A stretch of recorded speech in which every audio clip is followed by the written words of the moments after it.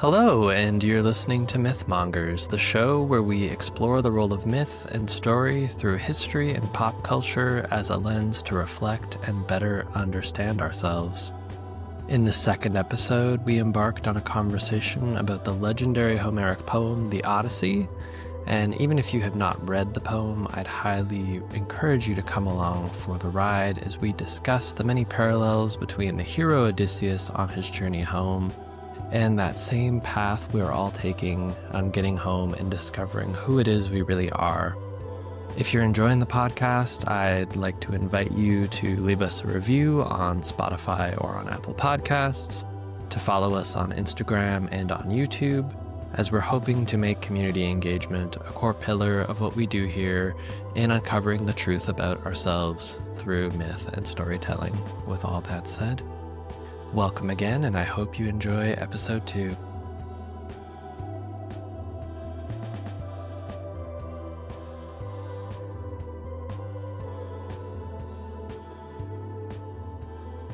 And we are back to episode 2 of Myth Mongers, and I'm joined once again by my friend Laurel. Hi, Laurel.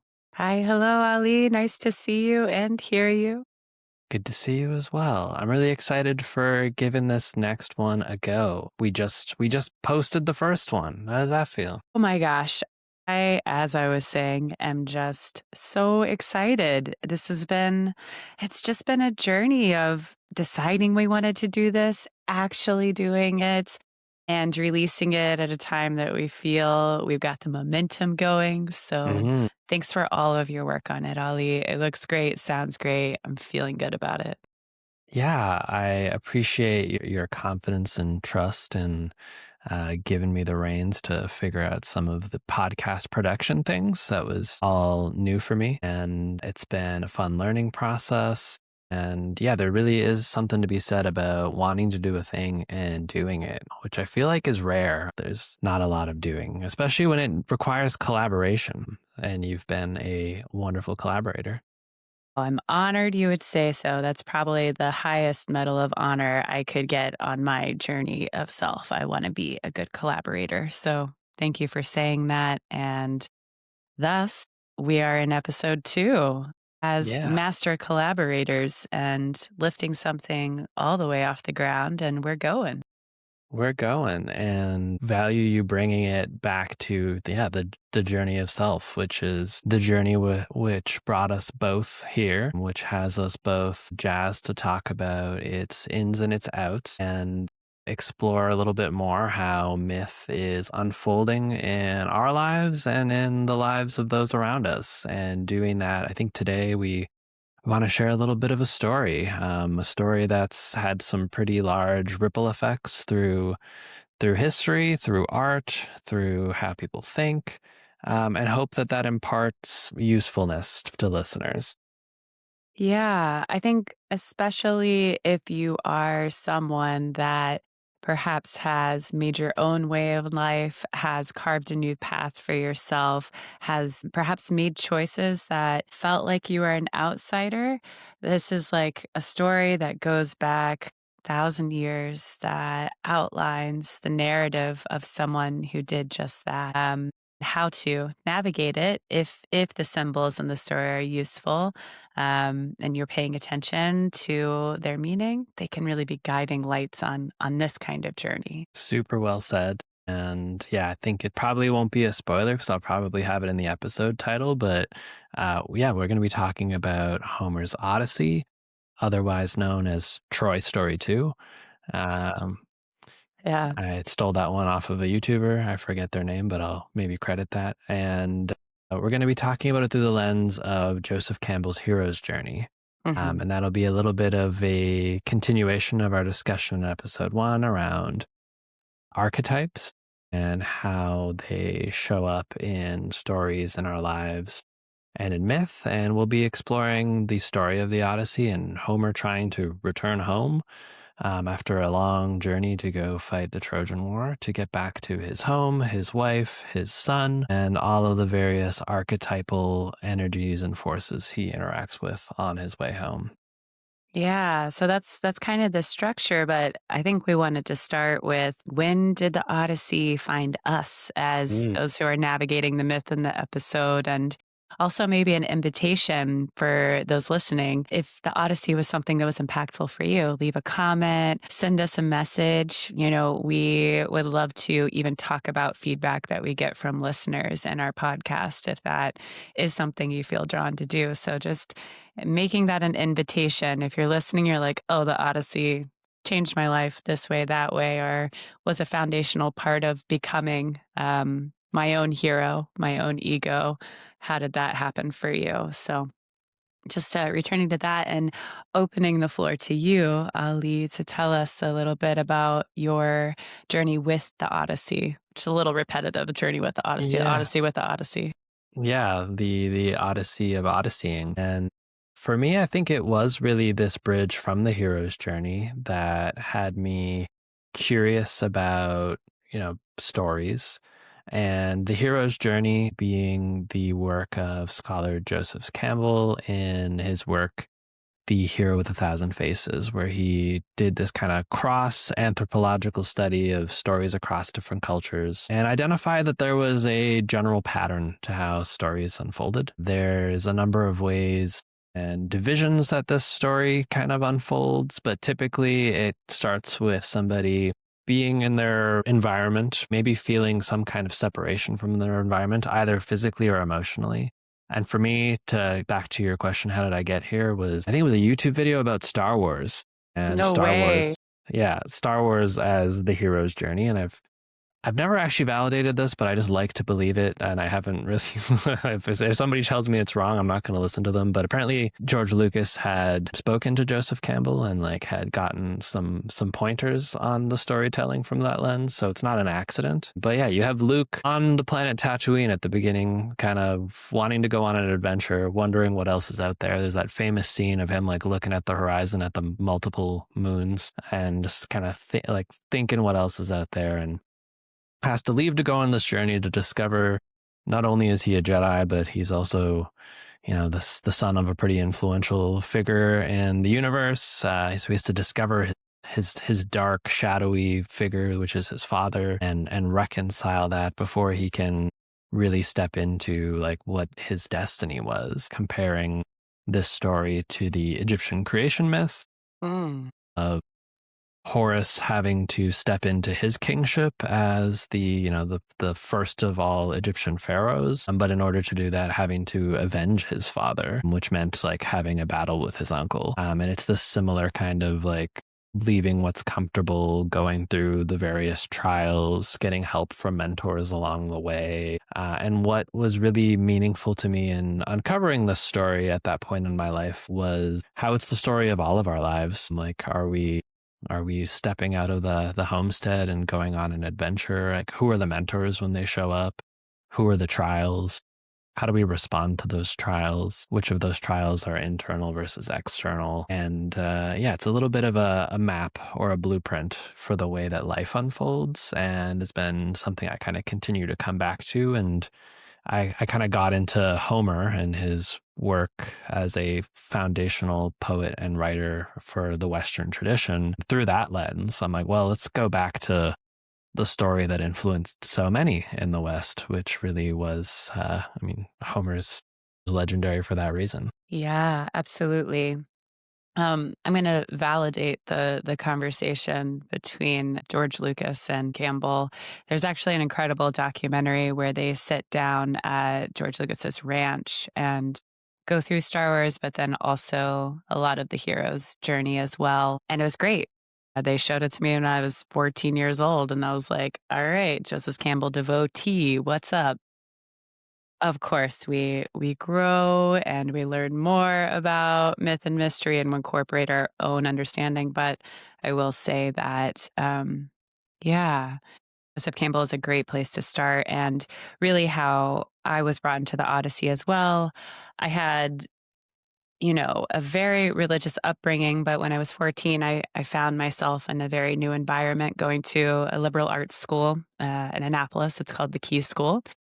And a bunch of tutors from my university, my future university, actually created this school, St. John's College. And St. John's College is this I call it like a philosophy cult. I'm sure others would have less jarring terms to apply to it, but they're very serious about their books there in the way that we don't read any textbooks. Everything is original text. And, the high school iteration of that is that we read Hammurabi's Code, we read Gilgamesh, and we read the Odyssey concurrently with the hero's journey as a backdrop to understand its shape and why these foundations of story still exist. Even like Hammurabi's Code being a series of law is a story arc and how civilization was formed. But within the Odyssey, I got to read it 3 times in 3 different environments. One when I was 14, one when I was 18, and then once on my own when I was 27. So each were sort of at formative times in my life where I was either very invested in Odysseus, really angry at Odysseus, or even kind of like fearful for Odysseus at times. And I think each was really indicative of where I was in my life and my journey, how big the unknown was, and really how I had stepped into myself at those points. So the Odyssey became this foundation of understanding history in a narrative way that I prefer story, because if we look to a lot of old history, it is also written in this narrative like way where the ability to draw out the mythical, to draw out the hero is really important in how it's portrayed. And I think the Odyssey is sort of the first opportunity a lot of us get in the US, I guess, when grappling myth, to see here is history. We have all of these historical figures, all of these kings, all of these islands that we know existed that had these dynamics that are spoken about in the Odyssey, but it's done in this mythical way. And I think if we really give a keen eye to most of our history books, they're doing the same thing. They're just not as obvious. They're a little sneakier about who the hero is and why they're favoring him. Mm. And it's a good, let's say, template to look at how all of history is written in a way that we know Athena is favoring Odysseus in here. We know Poseidon is going against Odysseus here. And if Mhm. you could read every historical document from the last 1,000 years like that and understand the tensions and the cultural phenomena at play as you're reading these words, it's going to give you a lot of autonomy as to how you decide to step into your moment within this century and not just assume that everything you're reading is fully true. There's opinions, there's narratives. Yeah, you touched on a lot of fascinating things there. One thing I want to acknowledge is just how, yeah, fascinating your journey through school was, and the contrast between almost religious fundamentalism and philosophical fundamentalism. Mm, absolutely. Yeah, yeah. I feel like I was not reading what you were reading in high school. We had a little bit of a lighter list in the Ontario public school system. I think actually my first exposure to anything relating to the Iliad or the Odyssey was probably the movie Troy, Cool. which Yes. is it's a good movie in its own right, although it's not a great retelling of the Iliad. Like Absolutely not. it removes a lot of the mythological components and makes it very much, in the modern context, it makes sense that it becomes a much more individual story of like stupid, sexy Achilles and all of his endeavors and his challenges with the gods. Although Mm. it's a little less divinely represented and more like the plays of man in that film. Mhm. I love what you touched on with respect to the opportunity to use this text. One, in revisiting the same text at multiple points in your life, that in itself being a valuable tool of self-reflection of like, oh, I didn't read it that way last time. Mm. Because there's a lot of different ways we can feel about Odysseus. He's kind of a murky hero in a number of ways, and there's a lot of interesting retellings of this story, especially in the modern context where we think about the women in his life and you're like, he's kind of a bad guy. And actually kind of all of those Yeah. dudes were kind of bad guys. Yeah. ways. But given the context as well of, Mycenaean Greece and what like might makes right kind of looked like at that time, going on a campaign like that was something that would bring back riches, and the part of the riches was the story in itself. And Mm. Odysseus even experiences that in the journey where people don't know who he is as he's trying to drift his way back home, but they're talking about his exploits in Troy as this great legendary thing that solidified the Greek national identity. Wow. Mm. And then the last piece, yeah, that piece around, I'd almost call it like media literacy, like that opportunity to really view stories for what they are and to view history as another form of storytelling, Hmm. allows us to kind of recognize what perspective we're telling the story from. Hmm. I think of something my grandpa used to say with respects to the news is that there's one side, there's the other side, and there's something in the middle that nobody knows about called the truth. Nice. Yeah. I think that has been also my journey moving from like fundamentalist belief into my own understanding is really paying attention to when narrative is especially strong and how one chooses to react or investigate or claim agency while in that moment. This is really, yeah, it's been, I think, the illumination of my life has moved in this way. It's like, okay, here's Athena's point of view. Here's Poseidon's point of view. And even here's Telemachus's point of view. Yeah.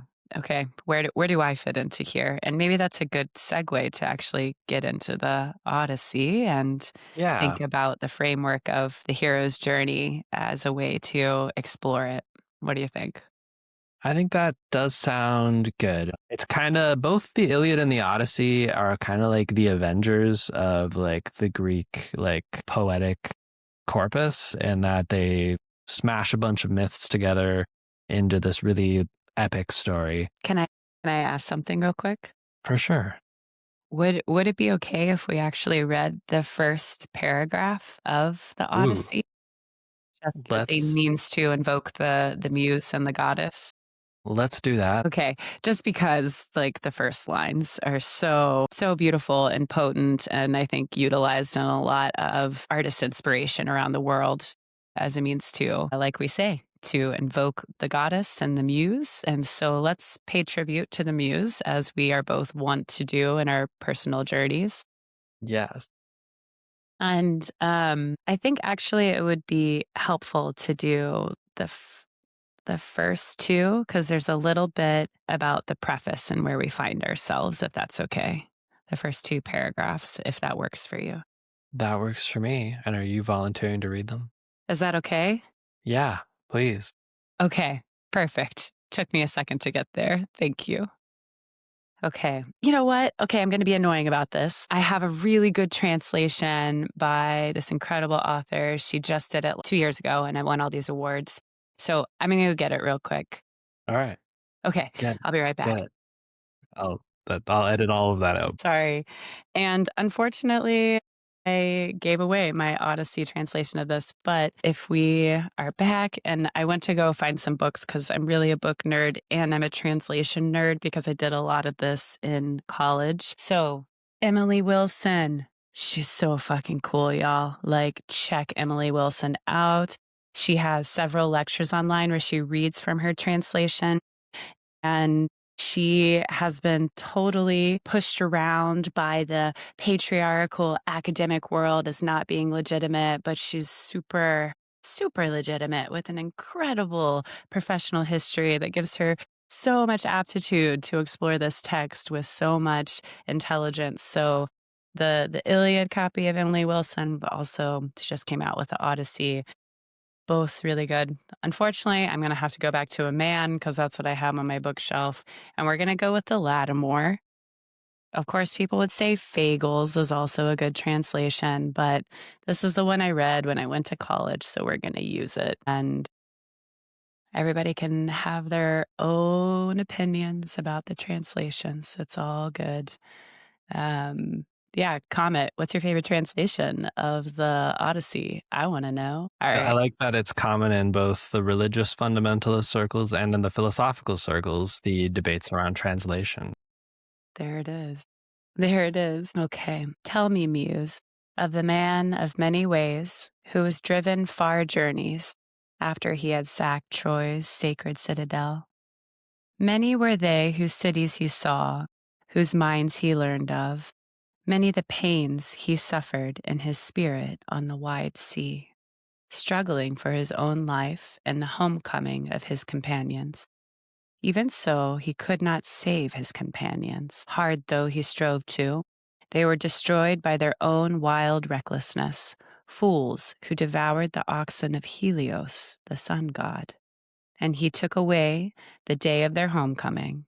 From some point here, goddess, daughter of Zeus, speak and begin our story. Then all the others, as many as fled sheer destruction, were at home now, having escaped the sea and the fighting. This one alone, longing for his wife and his homecoming, was detained by the queenly nymph Calypso, bright among goddesses, in her hollowed caverns, desiring that he should be her husband. But when in the circling of the years that very year came in which the gods had spun for him his time of homecoming to Ithaca, not even then was he free of his trials, nor among his own people, but all the gods pitied him, except Poseidon. He remained relentlessly angry with godlike Odysseus until his return to his own country. So I think that's like, there it is. Do you even need to read the Odyssey after that? I'm not Yeah, sure. I was gonna say that is a good summary in itself. Yeah. Yeah, and I think a number of the archetypes that we want to explore also mentioned right in there. Absolutely. Yeah. Well, I think we should start with our main archetype, the one whose name is also the title of our book. What do you think about that? Yeah, the archetype of Odysseus and hmm what he represents in terms of like the I, the self. Yeah. The ego, one might say. Yeah, yeah, I think it's the ego trying to find its way back to the self really is the journey. I mean, the fact that he was the word we have for a long journey is his name. Mm, Goes to speak quite loudly about what this archetype means in our kind of collective consciousness. yeah. Absolutely. And so then, really, I think for folks that might not utilize kind of this vocabulary all the time, ego and self, at least in sort of Jungian terms, the ego is mostly about the individual and really, I would even say like free will to some extent.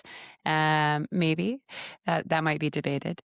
And then the self is more so the container that the ego finds itself in of universal unconsciousness, of the framework, of the ways in which the ego relates to other. That is where the self is, which we'll get into in a minute. But the ego, the hero, hopefully you are the hero of your own journey. And Odysseus being the one that we're calling in here is named the journey. So I like that. Yeah, that sounds about right to me.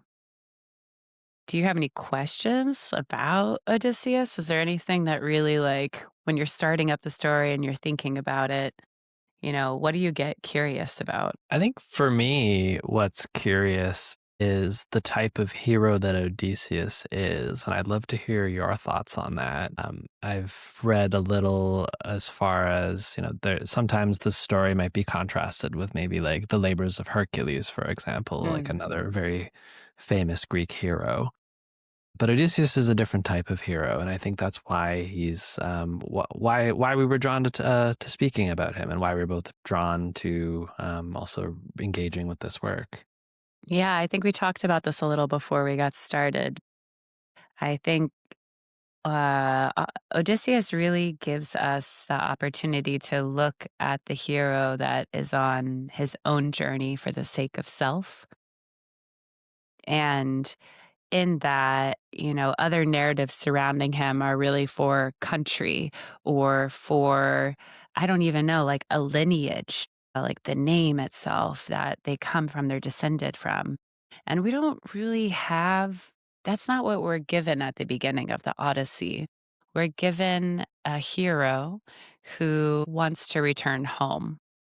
And that is kind of this timeless shape to a myth that we all have the desire to return home, whatever that means to the self, to the ego. Of that. And I know the word home in the classical Greek context, like oikos, is like literally like a dwelling place, somewhere where somebody can live. And I think it was after Homer, primarily with the Neoplatonists, who started to use this metaphor of that dwelling place, of where the self is kind of being this objective in the process of one becoming oneself, of stepping into one's destiny, stepping into a life that's aligned with one's meaning, with one's allotment, with one's drive. And I think we see this with Odysseus throughout his journey, this desire to get home to his castle, his dominion, and his family and his wife. Yeah. And just kind of allowing for the expansiveness of what that means and maybe inviting you into like how that fits into your life right now. What are ways in which parts of yourself are trying to return home? Mm. As someone who currently lives abroad from the land that they were born in, from even like the mother tongue that I was surrounded by growing up, I find myself in conversation with this myth in particular on a daily basis of the hero longing to return home, Mm. but destined to meet all these different archetypes along the way to teach me parts of self that perhaps I had forgotten or not protected or need to be challenged in a way to concretize to continue their journey with me. Yeah. What feels really potent in this myth for me is there's this journey home and there are stops along the way. And I think sometimes there is the question as to whether that stop is the destination. And Odysseus, through this myth, goes through a version of this and where there are points in his stop, such as meeting with the witch Circe, which is like, oh, do it, like where he stays for an extended period of time, where he even like finds some joy and some like frivolity and enjoys himself and has companionship, all the things that he would be longing for at home. But he comes back to like, no, this isn't it. Like, I need to get home to Ithaca. And I think for me, as I've gone through my life, is really maybe getting the clarity on where Ithaca even is and like doing that through this process of experimentation, of trying different things, like seeing what sticks, embarking in new hobbies, making new connections, and seeing what gets reflected back. And very similar to Odysseus, sometimes that is the role of, say, a mentor, such as Athena, showing up and pointing me in a direction that feels quite empowering and emboldens me to take an action that I was otherwise fearful of. And other times it is some kind of force like Neptune or Poseidon really just shaking up the ground in which I'm standing and forcing me to move, because if I don't, then I'm going to sink to the bottom of the ocean. And I think that's really like whether it's an emotional upcurrent or some kind of collective thing happening to the all of us, the collective kind of disillusionment I think a lot of us are having at the state of the world kind of feels Neptunian at points, where it's like, where are the boundaries and where do I stand? And I'm trying to move forward, but the wind is blowing me whichever direction it wants. All feels very in alignment with this myth. And Odysseus is that character of the ego demonstrating like the power of that will to continue is something that's very, very meaningful to me and has been very meaningful to me in the last year. Yeah, that's really good orientation or disorientation, I suppose, to really get yourself grounded in the importance of this myth. And I think oftentimes, and we really talked about this in our first episode, that myth serves as this guiding light when one is lost. And if we look to, a lot of religion, we see the power of myth in this way too, as this unifying factor of light, illumination, and clarity to so many people throughout the world. And I think the fact that we still utilize myth as a means to create meaning when it is dark, when it's chaotic, when Poseidon is perhaps ruling over your free will, that's where we can decide where to go next. And that's actually the very important first step of the hero's journey, is that the hero has to decide to depart. And Odysseus has to decide to leave Calypso. And Calypso is actually a very beautiful, comfortable place. Calypso is a bright goddess, is how Lattimore translates it. There's so much that, I don't know, Odysseus could have stayed here, but he knew that there was something really important to him. So one might say that that's a departure. Another would say when he originally left Ithaca to go to Troy to fight the war, and then the initiation occurs when he leaves Calypso. But yeah, I'd be interested in your take on that. And I'm sure if we used all 12 steps of the hero's journey, maybe we could get Yeah. really picky with it. But where do you think the departure happens for Odysseus, and why is that? To me, I have thought of it often as like the interaction with the Cyclops. I forget the Cyclops' name, but he is bound in the Cyclops' cave, or he's like hiding in the Cyclops' cave as the Cyclops is eating his other men. And Polyphemus. Polyphemus. And there's this recognition that if he doesn't act, that eventually he will also be eaten. And he tricks the Cyclops in a very kind of cunning way. Like he blinds the Cyclops, and then when the Cyclops is like, "Who did this?" He's like, "What's your name?" And he uses the name Nobody. So the Cyclops is like, "Curse be to nobody." And there's, I mean, a really fascinating relation to this hero's journey, individuation, initiation in some ways, where there's like this rejection of who you were, the rejection of like what that identity is, to become nobody in order to step into the journey. And the reality that this rejection does come with an allotment of sorts, because it turns out that Polyphemus is an offspring of Poseidon, and Hmm. Odysseus, after escaping, has a moment where his ego kind of kicks back in. Like he was only temporarily able to be nobody, because then he like brags back to Polyphemus and he's like, "It was Odysseus who did this. I hope you know that." And then because Polyphemus then has his name, he tattles on Neptune, his daddy, and he's like, "Daddy, Odysseus hurt me." And I know I'm going back and forth between the Latin and the Greek name for Poseidon, but I'll try and stick to one. He then gets really invested in messing up Odysseus's day and his journey. And I think this speaks to that, this initiation to go, or the departure, I know I'm mixing the two of the steps up now too. No, Yeah, this departure comes with the trials of initiation, I think is where I was Oh, I going. see. Yeah. And I think every trial that Odysseus then faces after that is some form of initiation, almost similar, but much more in a masculine sense, to the myth of Inanna shedding her clothes. Like he has to continue to shed. Really, it's his soldiers. He has like hundreds of soldiers with him at the beginning. And by the end, he gets to Ithaca alone. Right, because the men have eaten the sun cattle, right? The cattle of Helios, the sun god. Yeah, that was their first kind of big mistake, if I'm not mistaken. And that kind of Mhm. curses them to fail the subsequent trials. Some of them fall to the Cyclops, some of them fall to Circe. She turns them into animals. There's a couple other points where I think they get eaten by the monsters in the water, but he kind of continues on, and he was the one not cursed.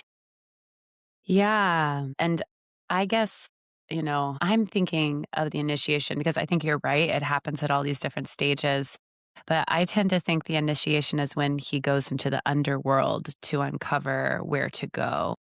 Mm. And then he is met by the soldiers who died in Troy who recognize him. His infamy is sort of told back to him in the underworld as well.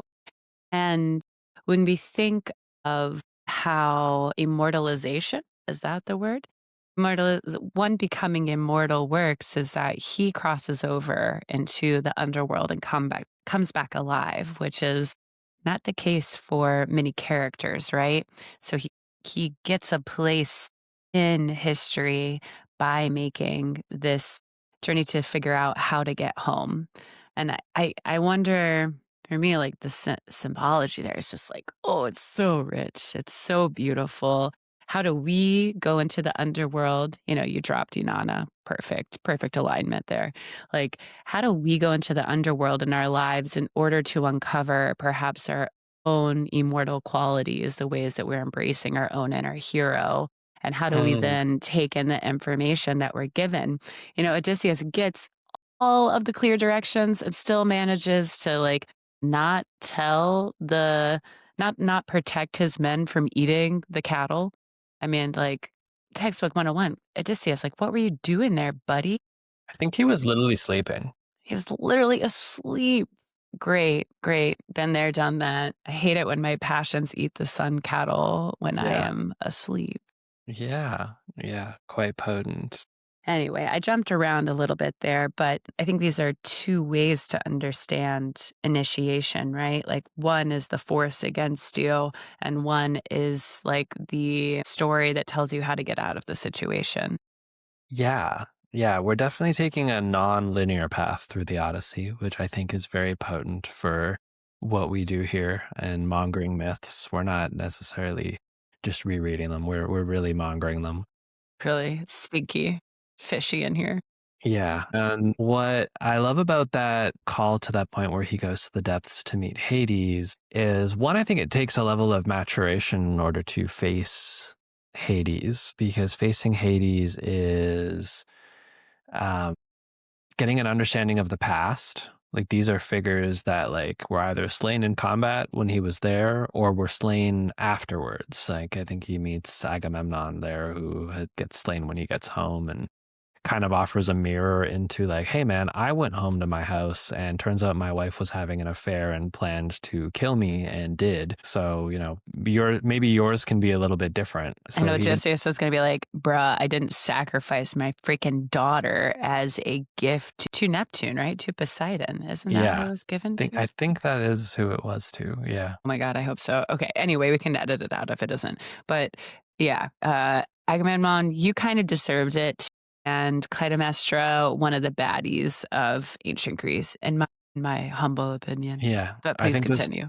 I think this is probably an area where the masculine and the feminine come to disagreements around who the villain and who the hero is in that story. True.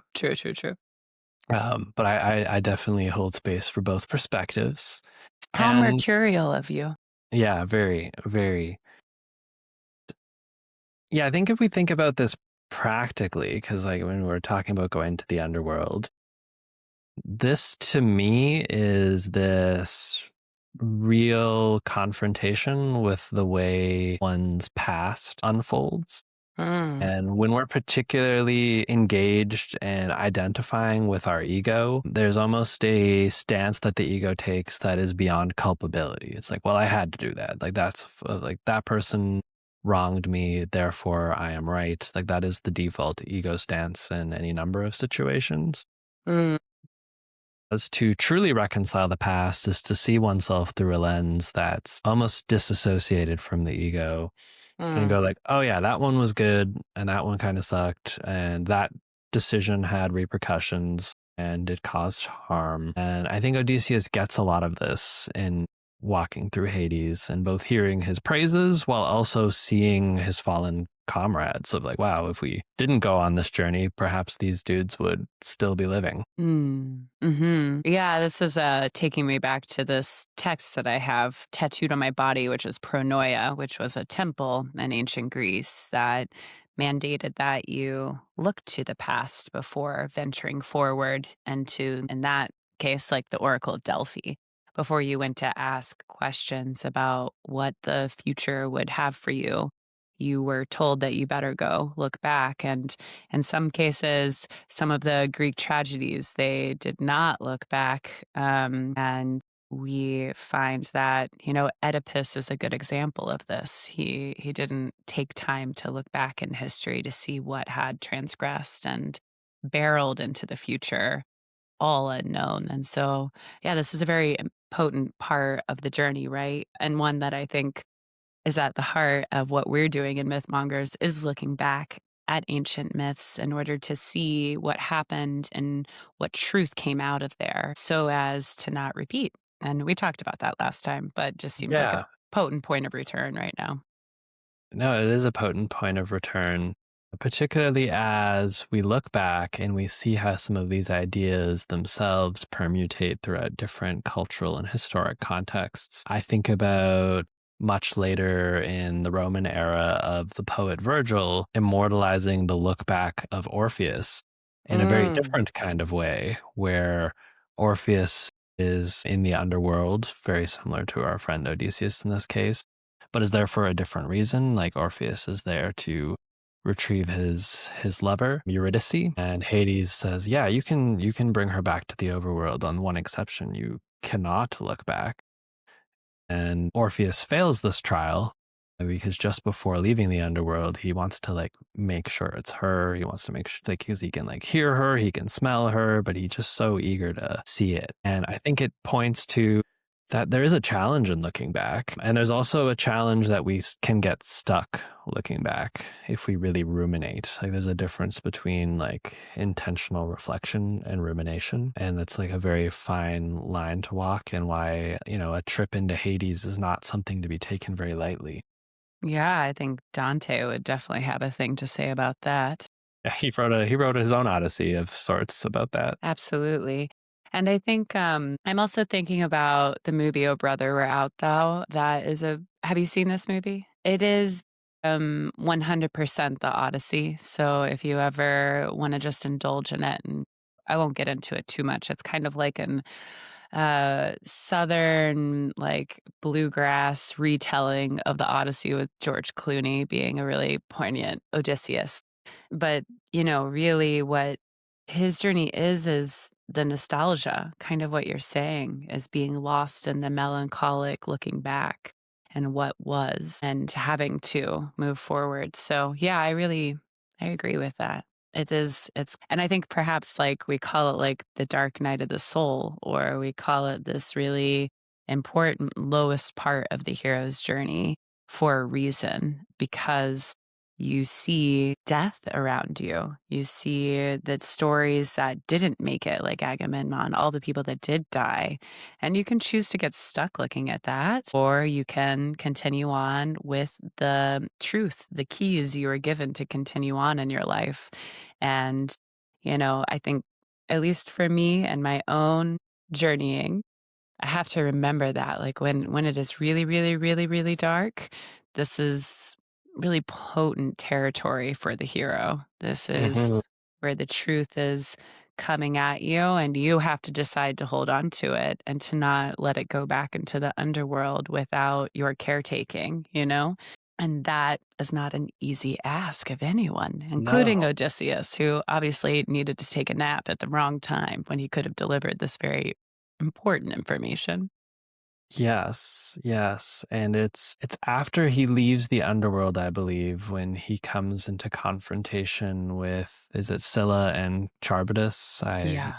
totally butchering the pronunciation probably. But yeah, Sense. some really scary monsters with and they're scary with how unpronounceable their names are.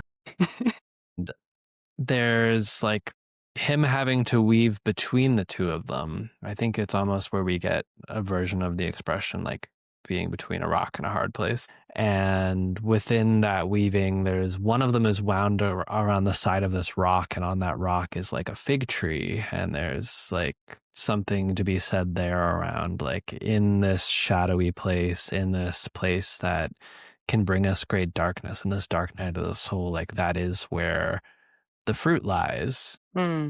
There's something there on the journey. I think within the context of the hero's journey in that initiation, I know there's one of the sub stages is like receiving the elixir. Mm-hmm. which is the thing that you're going to then bring back. And I think that's a key component that we see Odysseus navigate on his journey, is finding that path between which yields the fruit, which eventually does bring him home to self. Yeah, that's really potent. And I must also take this back. He does tell the men to not eat the cattle. Sorry, Odysseus. I was hating Yeah. on you. But yeah, okay. So the fruit, the elixir, the truth to bring yourself back. And then interacting with the monsters directly after that. I mean, like, don't you think he's had enough at that point? Goes all the way to the underworld, all the way to Hades, sees all of his dead friends. Just like, I mean, that would be a moment of like, I'm the worst, maybe? Like, I let all these people die on my watch. Now I have to talk to them again. Things like this. And then to be met with the two, I would say Charybdis and Scylla are the scariest monsters in the novel to meet. You know, it's like a vacuum in the sea, and then this giant kind of like multi-tentacled creature that comes and eats like 6 of the men. Like, my God, scary. Mm-hmm. You can't avoid them. You can go around them, but you do have to come into contact. So, yeah. And I think if we were to give them an archetype, you know, they're parts of the shadow, like fear, danger, violence, things that we want to keep out of our mind some of the time. Like, I don't want to think about that. But you've got to think about it, especially when the monsters are right there and eating all of your desires and passions, you know? Yeah. And this leads back to almost what Odysseus is like. Why go through these trials? Like, why are they key? And gets to what he's going home to, which we know at the beginning of the poem is the fact that his home, Ithaca, and his castle has been overrun by they're described as these suitors who are convinced that Odysseus is not going to return home and want to marry his wife and take advantage of all of the riches that would come with that. And they're very rowdy. They're always having parties. They're eating his stocks clean. And his son is there. I think his son's around 18 years old, like coming of age, and came of age with his father absent and is watching his house being devoured in this kind of way. And as Odysseus is adventuring, like unbeknownst to Telemachus, his son, that he is going to come back, like Telemachus himself has a mini hero's journey encapsulated in that whole part of the story where he's feeling quite stuck. He's feeling like this situation, something he's not going to get himself out of, that at some point the suitors will be successful in marrying his mother. And once they do, they'll probably just assassinate him to be done with him. And it's a mentor that shows up who goes, "Hey man, like your dad was very brave.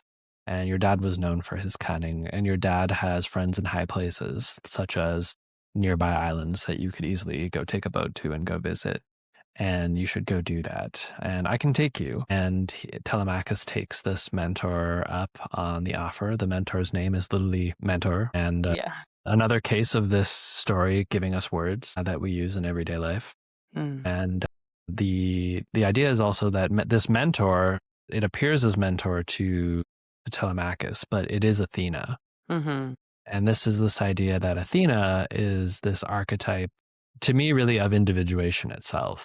It's like the part of the self that wants to become whole and knows that this process just needs to happen and knows that there's an action that needs to take place that gives Telemachus enough support to go take the next step that he needs to. And this also starts to lay down some of the groundwork for when Odysseus does eventually return. Like Telemachus is aware that his fathers did leave Troy alive, and there's a chance that he's coming back, which sets up for their wonderful bloody reunion. It's very, very intense. Yeah. And this is really bringing to mind this idea of how the gods inhabit characters in the novel, in the Odyssey, and how, I guess, as you were talking about Athena and Telemachus, like Telemachus, as some would say, that there is this. I'm thinking about how we were talking about the divine and the goddess in the last episode. And at times in our life, there is this pressing upon our consciousness, this pushing of the journey that comes into our being. And literally in the Odyssey, it is Athena, a goddess. And, the archetype of the mentor, or the one to encourage individuation, the mentor is channeling, right? What we would say, like, the unconscious, like the thing in which connects us to everyone.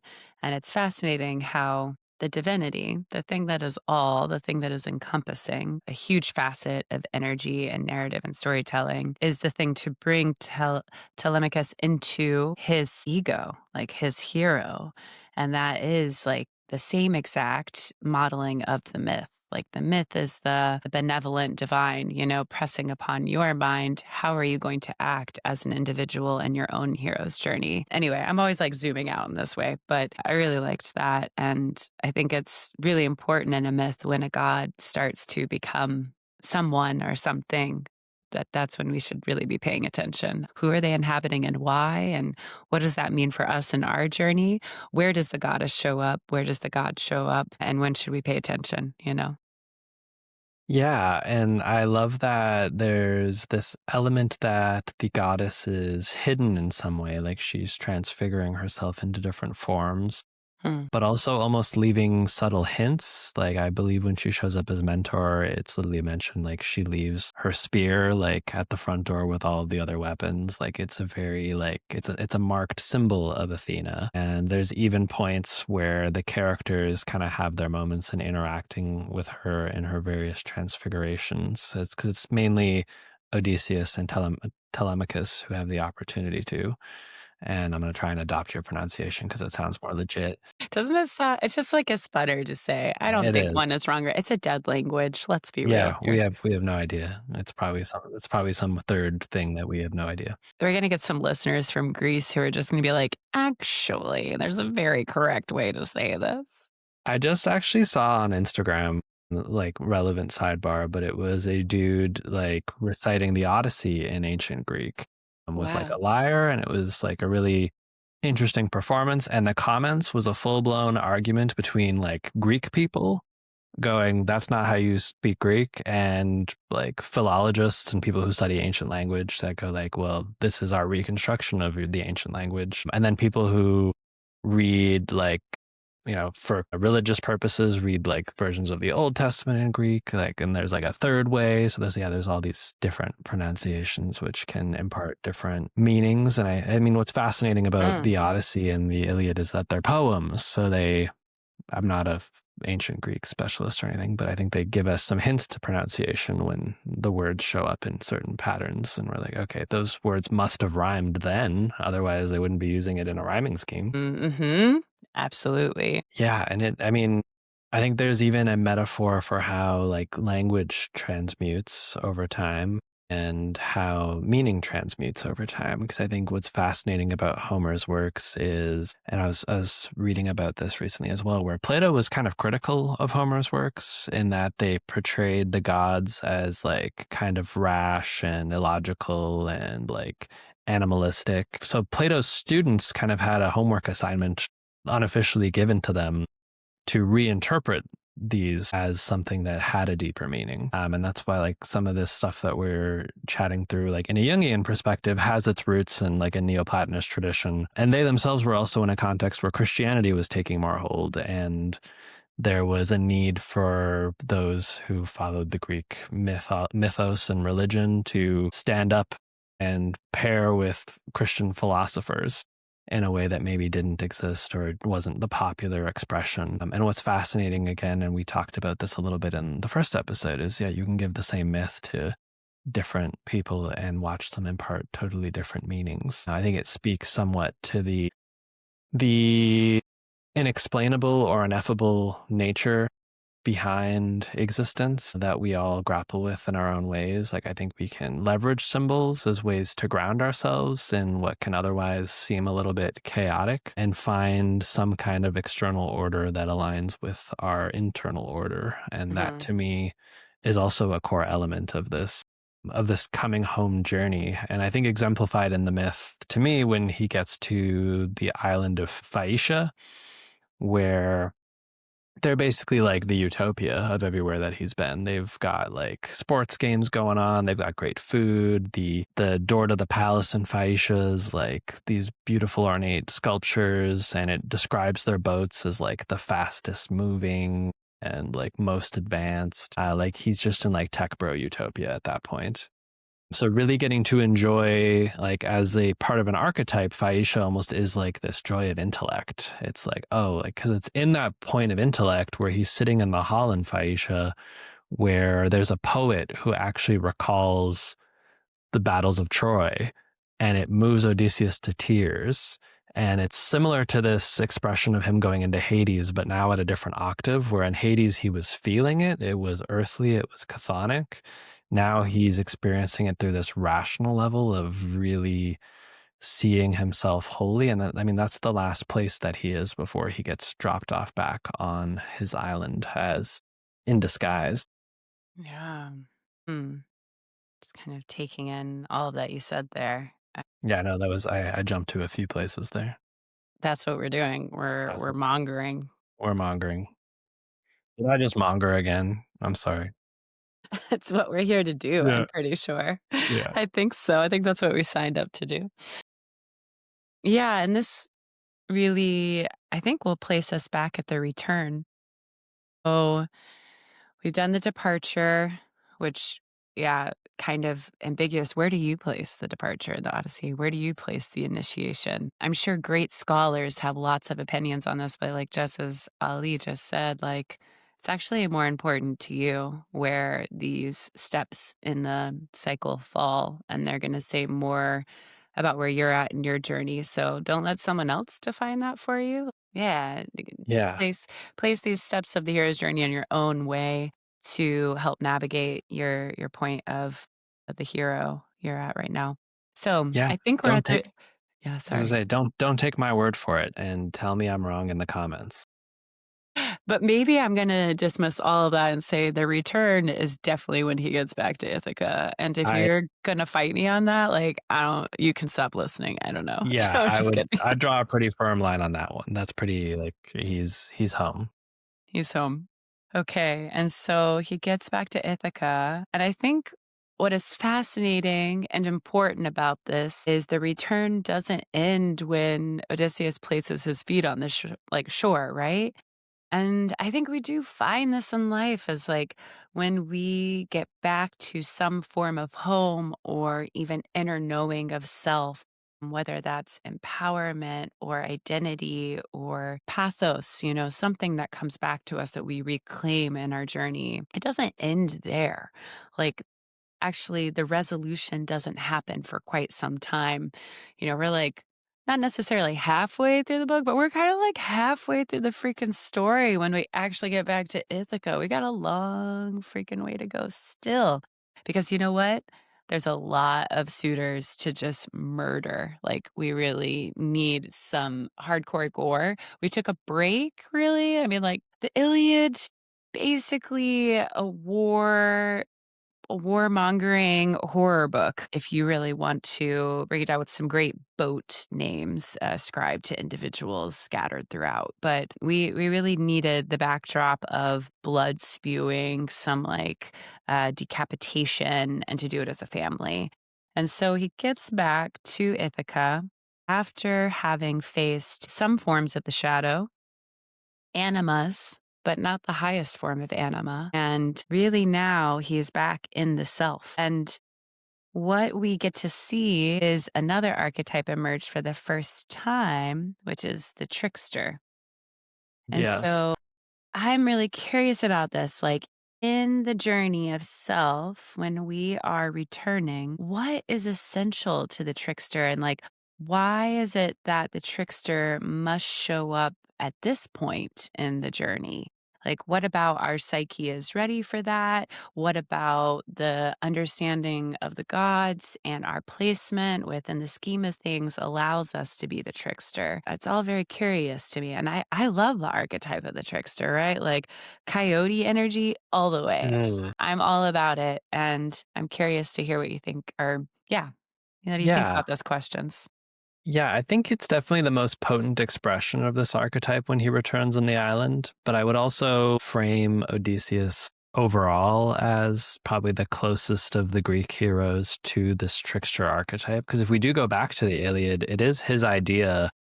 I believe it's his idea, or he gets the idea inspired within him to do the whole Trojan horse thing.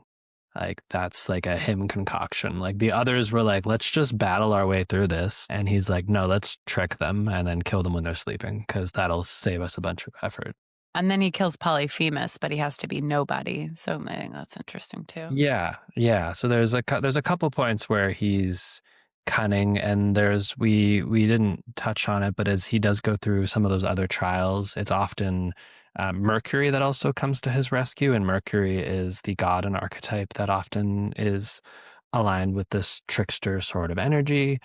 And it's using intellect often to overcome an enemy or a foe. And in the case of him landing back on Ithaca, what's really potent about it is he needs to validate that home still is what he remembers it to be, and that he can find allies where he thinks he can find allies. Because for all he knows, maybe Penelope, his wife, has been won over by the suitors, and it would be irresponsible for him to just walk in as himself and not have a good lay of the land. So he shows up as a beggar. I believe it's Athena who actually like consoles him on this and helps him with the transformation. Like it literally describes it as like this magical transformation where he literally like looks older and like smells shittier. Like it's a whole like magical thing of becoming this like homeless guy kind of archetype. And he is found by the herdsman on his property, who is the herdsman for the pigs. And he like spends his first night on Ithaca sleeping in this house with this herdsman. Mm-hmm. And I mean, that in itself is a fascinating kind of sub archetype thing going on there, where this is a servant of his household that has a lower status than him as like the king, but is somebody who speaks very highly. He doesn't know that he's talking to Odysseus, but is talking about like, oh man, I miss Odysseus. He was the best. Like I've been really trying to keep things together for him while he was gone because he was a good ruler. So we get a little bit of insight into this role of like leadership that is really important and central to the self, because it's taking ownership of everything that is within your context that you're interconnected with, that's reliant on you. And Odysseus, seeing this and experiencing this, is reminded of like why he does need to take back his position. Like there's others that rely on him to rule Ithaca. That's his place that he belongs. And then eventually he does get to the point of getting back into his house, and he does so in this disguise and gets to know who the suitors are, like who kind of the ringmasters are. He kind of embarrasses them with some of what he knows, and schemes up this scheme to have a contest which he knows that only he would be able to do because he does also have the martial prowess, but that the suitors accept in their ego because they see him as this random beggar coming in off the street and they want to put him in his place. Yeah. And I think it's like the family dog recognizes him, like knows who he is. Mm. Argos, I think, is the name of the dog. And, I think it's interesting to think ways in which we put on a trickster persona in order to see like truer aspects of self. Like here, he's really testing loyalty, right?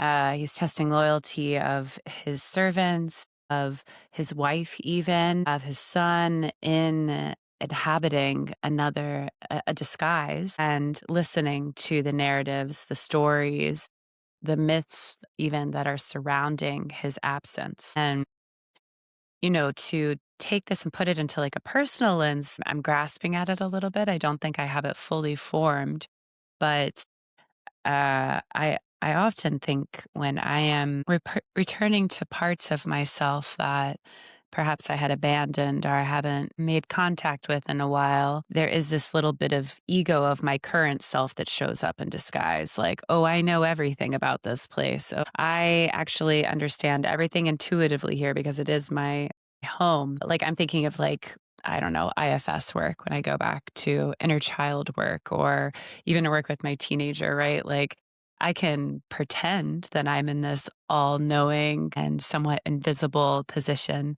but in reality, um, I will be recognized by these parts of self that are here to give me important places of reflection before I uncover who I am Mm, now and come into full contact with that aspect. I'm getting like really deep into psychology here, yeah. but I think it's important, and I guess I'm even thinking about like when I return to places I lived and loved, like Santa Fe, New Mexico is one of these for me. And I can really show up in this way where I'm like hiding, where I'm like seeing what's going on there and not trying to make myself too known until I feel like, okay, here's my place in the whole place of a home of mine that brought a lot of love and intention and loyalty to me. And yeah, we see Odysseus do this so beautifully and to really bring up truth. Like we see truth finally just it's very clear. It's very abundantly, you're aware as a reader where it's going. Like the suitors are not going to be sent home with a basket of fruit. And I think we're all just waiting for that convergence with Penelope, which is, yeah, the anima and the ego being able to meet as one. We can't get there until the shadow is really just slayed. And what I'm curious about is the meeting with, yeah, Telemachus, and that Athena decides to take off his disguise when he sees his son. And kind of like, what Mhm. does that mean? What does that have to do with the story of self and when our disguise slips, you know? Yeah. No, and it is a fascinating, I think, lens to that the story comes to in that we've seen almost two forms of this hero's journey take place. Like we saw Telemachus stand up for himself and get enough supplies to go visit a neighboring island and go on this miniature Odyssey, which for him is pretty large because he's like just coming out of being a teenage boy and has not had an active father figure. And then we have him come meet his father figure, who's been on this grand odyssey much later in his life with these wild trials and monsters and trips to the underworld. And I think for both of them, it's this like integration of these different elements of like the pure innocence of the child and the experience of Odysseus as this very weathered and challenged and accomplished man, and that being kind of his first key ally to align with beyond himself on this journey once he gets home, I think speaks volumes to this role of these various parts of the self in reaching to our wholeness. Like Odysseus would not be whole if he did not have his son by his side. And I think the story even goes on to expand this with, like, we know a few times his father Laertes is mentioned, who's been off like being a hermit in the woods ever since Odysseus has not come home. Like he's really hurt by the loss of his son. And there is a point at the end where like even that bridge is that doesn't happen, I think, until after the bloodshed happens in the house and everything's brought back. But like father, son, and grandson, all as like these three kind of fully integrated parts of the ego, I think is a key point in this story. Back to, I love your reflection on like the psychological elements of this trickster. I was reflecting as you were speaking almost on this. I think there's a role that we all have within us that tricks not only others but ourselves. I think of like the memes that are pretty commonplace in like, heteronormative relationships of just like the feminine asking the masculine, like, do you think I'm pretty? It's like probably, otherwise you wouldn't be in a relationship together. But there's like a trick being played and a performance going on that still validates this integration of the two into a whole. Or even just when we greet others and we go like, hi, how are you? And good, how are you? Like nobody's actually asking for anything beyond that other than to just put on this play. And I think the trickster does things like that to allow us to kind of come together and have convention. And in this case, it's allowing his ego to come back to a place which is whole, and do that from a place of safety after surveying it. Yeah. And I love that there's this task, there's this competition that Penelope, the Anima, brings to Odysseus in order to give him the rightful claim to his household again. And it's stringing up his lyre, that his bow, right? And it's like a huge fucking bow. It's like super heavy. And he's like the only one that can use it, right? And that Penelope knows this. Penelope is really aware, and he does it perfectly. What is it, through like 13 axes or I something? think it's 12. 12. Yeah. Number 12, very important. 12 steps in the hero's journey, 12 axes. All right, I see what's going on here. It's a sign. Okay. And then once that happens, once he goes through this ritual, this reclamation of self in the right place, right time, like for me, this is really like some super occult imagery. You have to do the ritual in the right place at the right time in the right way with the right tools to invoke the transformation. And then boom, there he is. There Odysseus is. He is able to step into his full persona once he's enacted the ritual of picking up the sacred objects that were made for him and just powering over all of the suitors, which, as we're talking about here, are kind of archetypes of the shadow. So perhaps brute passions or desires or things that really distract you from meeting the goal of your journey. This is the final layer. And as we know, I don't know if you've ever been like addicted to something or if you've gone through a hardship, it's like that last layer, that last little bit you have to push through to get back to your, aligned self, however you want to think about it. Like that is hard. But once you're really tapped into that knowing, I don't want to go back to that shit. I don't want to go back to that old story of me. I want to be who I am right now. Then like supernatural force comes into play. Like he kind of even becomes a god in this moment. I mean, there's so many suitors, him and like his 18-year-old son who's never been to war, who's never fought anybody, all of a sudden have this supernatural ability to murder all these men that Telemachus couldn't do it, There's no way. But two people murder all of these men that have had a stronghold for what, a decade? Like, this is crazy. And this is like how we have to think of our life and the arc of like the hero's journey is that we get back into almost this supernatural part of self that's able to persevere and get through and like slash those passions in a way that we see exactly why we are home. And then the merging with Penelope happens. I mean, this really beautiful invitation to wholeness actually is able to happen once kind of that supernatural phenomena exists and you uncover who you truly are. I love that summary. And I think what really was evoked for me listening to you speak about it is like the suitors almost as this immovable object within the context of the psyche. Like they're this part of the shadow that's just telling you that you can't. And in this case, telling Telemachus that like, nah, like this is not yours. We're gonna take this over.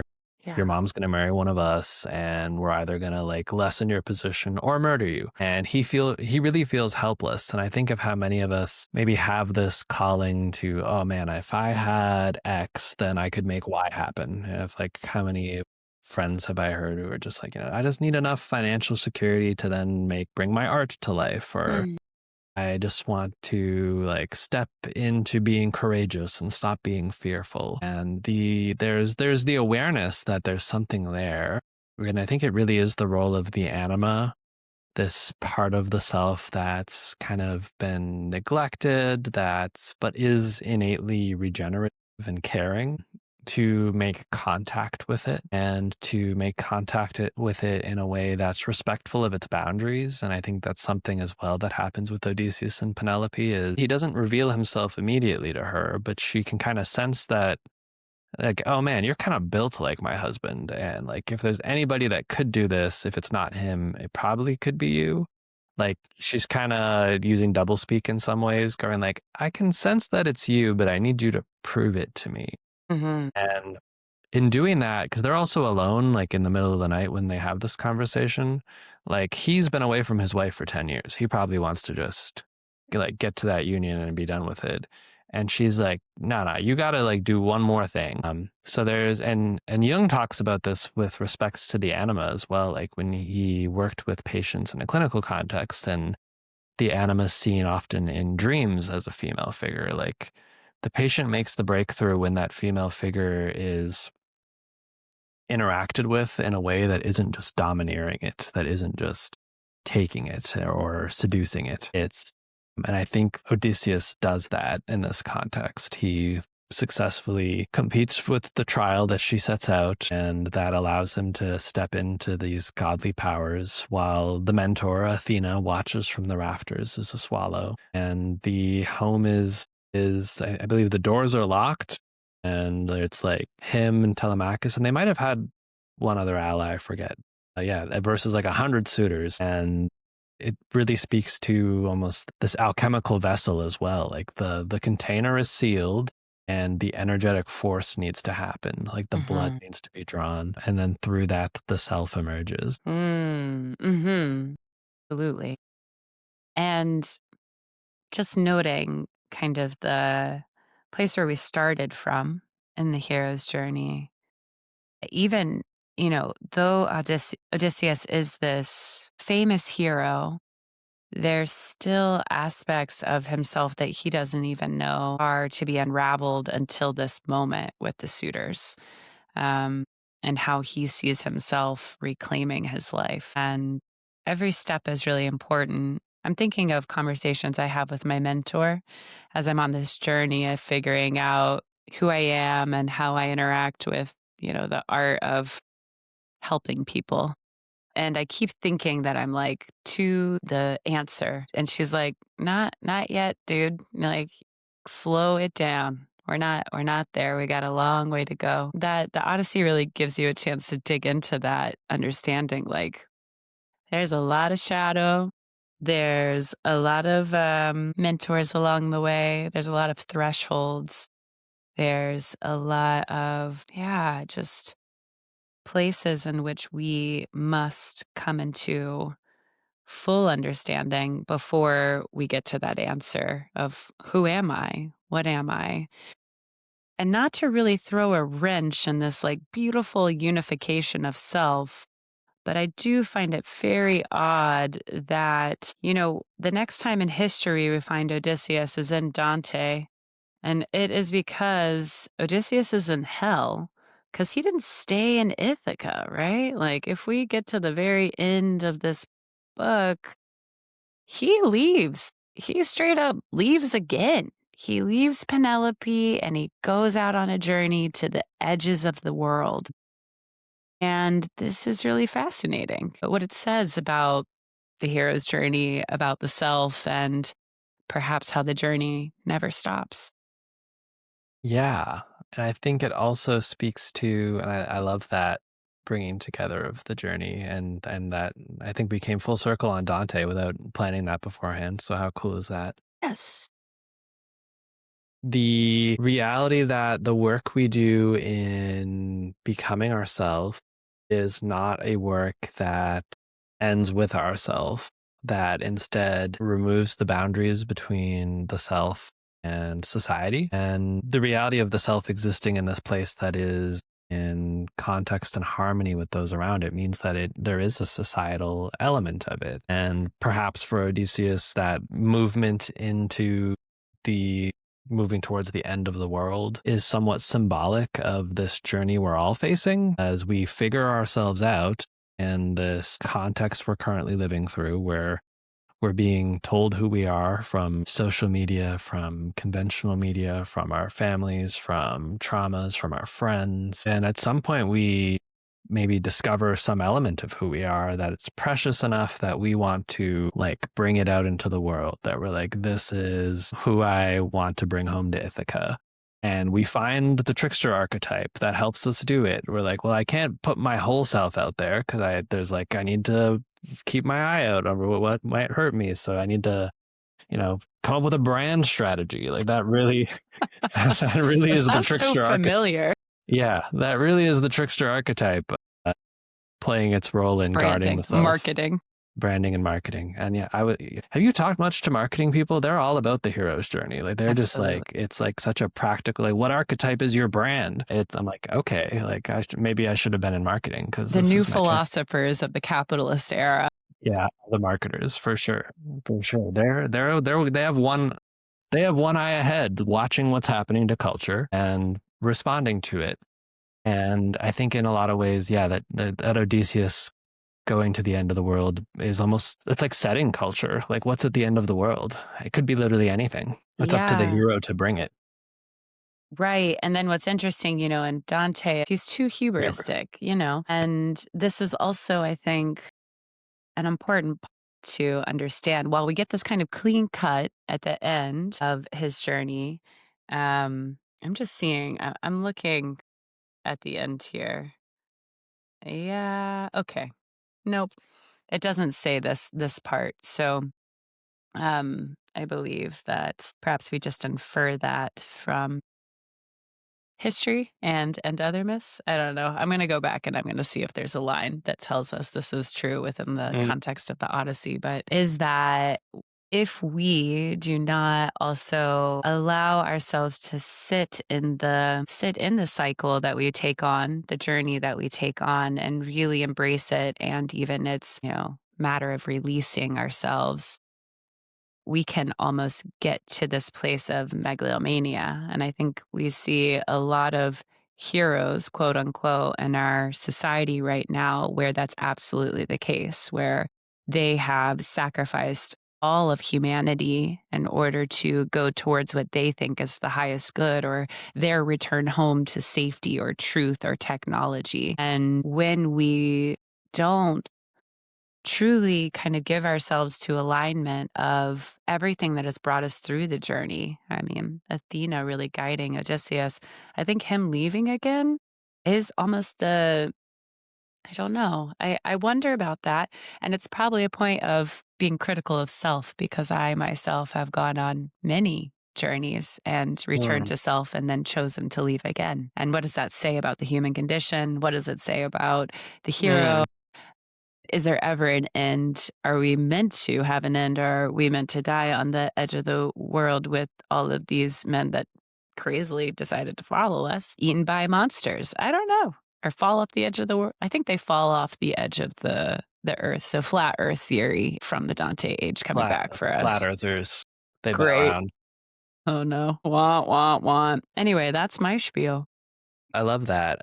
I definitely have been like many in this like mode of watching, the quote unquote heroes of our time proclaim that they've got the answer, that, we're very close to artificial general intelligence and that will solve all of our problems. We just have to like pillage the earth for all of its resources, totally reorganize our global economic model in order to make it happen.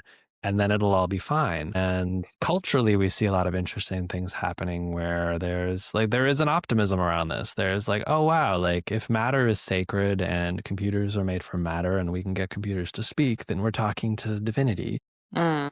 And then there's also this flip side of this, which is like, we need to go back to being primitive and like destroy all of these systems. And there's like I think that tension goes back to kind of episode one. It's like, this is the duality that perhaps we're meant to live in. And if we go throughout history, and part of what exploring myth is that like, oh, this duality just shows up at different contexts and different levels. And it, I think, feels quite large right now because we can see so much of it at a global scale. Mm. And I think that is in itself a sign of our collective expansion. And if we go back to that a definition of like the self, I think that definition applies to the earth as a whole as well. And within that context, the earth is quite young in this journey, or at least us as humans on it are very young in this journey. And we're still figuring out our role and who our mentors are. And perhaps that's why there's so much also hype around, are there aliens making contact with us? Because we would love for somebody who's done this before to tell us how to do it, because it's terrifying. Absolutely. Absolutely. And it turns out, at least for now in this point of history, it's just us, folks. So then this, deeper analysis really comes into the central frame. Like this is the work that we're being asked to do in this century of time. What the great thinkers over the last, I'd say 200 years have gifted us is this ability to go within and figure out what aspects of our psyche are we choosing on a daily basis? Which ones are we uplifting either through routine or ritual or community, work, religion, and these are what we're giving to the gods of fate pretty much and saying, make do with this what you want to. And we get a return on that all the time. So anytime you think you're just living unconsciously, every time that you do anything in your life, it is an offering to the gods of fate and free will, and they're going to show up at your door and decide to get you off that island with Calypso, or they're going to return you to your throne, with your anima. All is really where you are in your journey, and I hope you will share where you are. I want to hear it for the listeners out there. Yeah. Yeah. And I love it there. I think we can end it with that. Okay, awesome. This is such a pleasure, Ali. Thanks so much for taking a deep dive into the Odyssey. I think it was just a super poignant place to start episode 2. So thanks for the pick. It was a good one. Yeah. Yeah. Looking forward to what we come up with next. What brings us next in our Odyssey. Yes, you shall see, because we haven't picked it yet. All right. Take care, everybody. Bye.